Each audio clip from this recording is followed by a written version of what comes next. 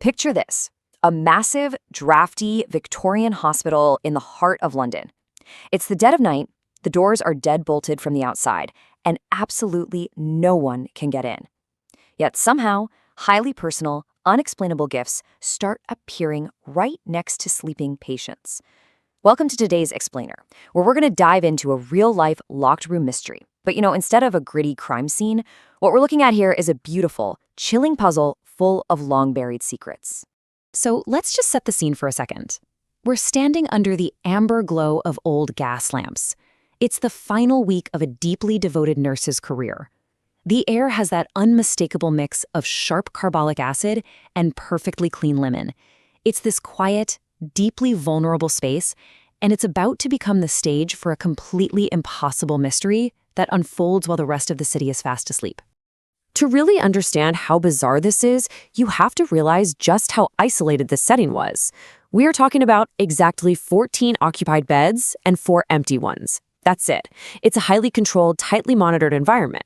Literally, nothing comes in and nothing goes out without the ward sister knowing about it. It is, for all intents and purposes, a completely sealed ecosystem. And the person watching over this ecosystem is Sister Constance Calder. 20 years. That is how long she had walked this exact ward. She knew this place in her bones. She had every creaking floorboard, every drafty window memorized with absolute precision. So believe me when I say, absolutely nothing escaped her notice. Which brings us to the core of our mystery. This ward is basically a fortress at night. The heavy double doors are locked up tight at 9 p.m. sharp by the night porter, and they do not unlock again until 5:30 a.m. No exceptions. This rigid schedule makes the events that happen during Constance's final week literally impossible. Let's move into part 1 of our story, Monday and the very first clues.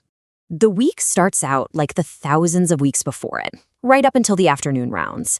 That's when Constance makes her first real discovery. 3 incredibly specific items have mysteriously appeared right next to 3 sleeping patients. We're talking a fresh sprig of lavender tied with ribbon for Mrs. Webb, a folded note for Mrs. Carew, and a smooth river pebble for Miss Pierce, placed in the dark, leaving zero trace of who put them there.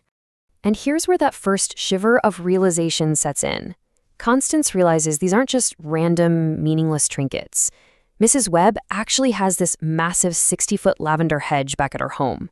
Miss Pierce grew up collecting those exact kinds of river pebbles. These items carry the intimate, hidden histories of the very patients who received them. So the massive question is, how on earth did this unseen visitor know? Which leads us to part 2, Tuesday, and the investigation. By dawn on Tuesday, the puzzle is rapidly escalating. 5 more perfectly tailored gifts have magically appeared by morning. A pressed beech leaf for a woman who spent her childhood near a beechwood. A bundle of dried rosemary for a patient struggling with sleep. Even a folded note reading, "Well done," given to a retired schoolteacher. The accuracy of these gifts is, frankly, chilling.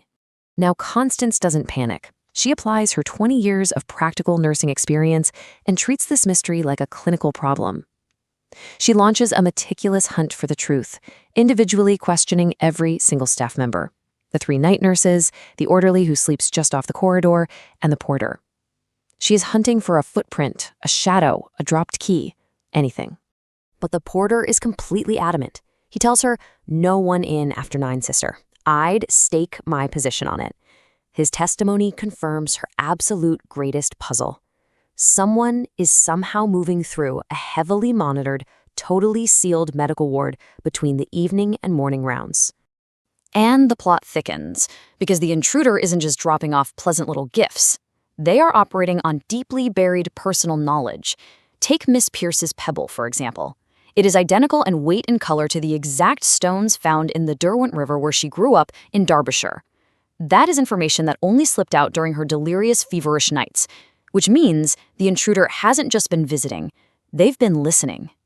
Just watch how quickly this timeline escalates.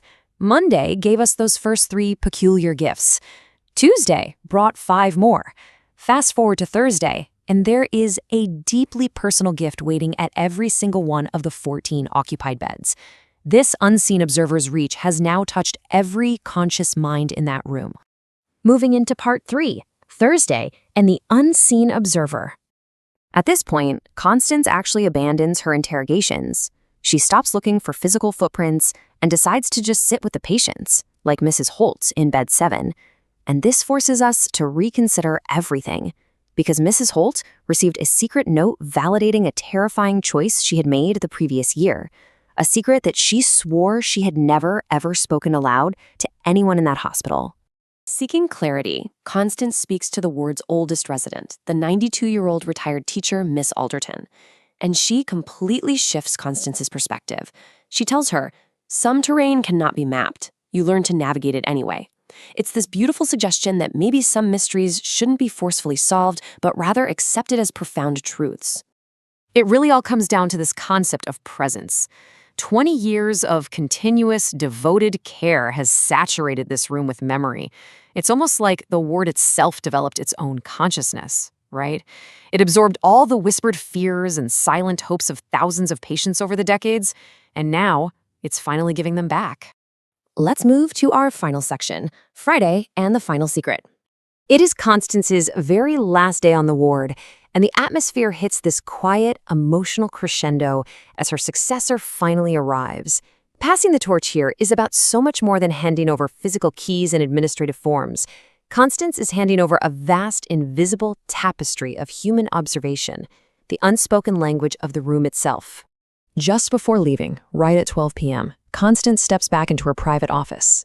And there, resting perfectly on the corner of her desk, where it absolutely had not been just moments before, is a single, unexplained item. The midnight visitor has finally left a clue meant just for her. It's a sprig of dried sweetbriar tied with thread, smelling faintly of wild apple and green leaves. This specific plant grew in Constance's grandmother's garden back in Lincolnshire half a century ago. It's a 50-year-old memory that Constance had never, ever shared with a single soul. Yet, here it is, manifesting out of thin air on her final day. Constance just quietly slips the sweetbriar into her pocket and walks out into the London afternoon. We are left with this beautifully chilling, unsolved detail that challenges everything we know about memory, care, and the spaces we leave behind. If she never spoke of it, who or what left it for her? Was it a living person, or was it the ward itself saying, well done? I would love to hear your theories on this mystery in the comments below. What do you think the answer really is?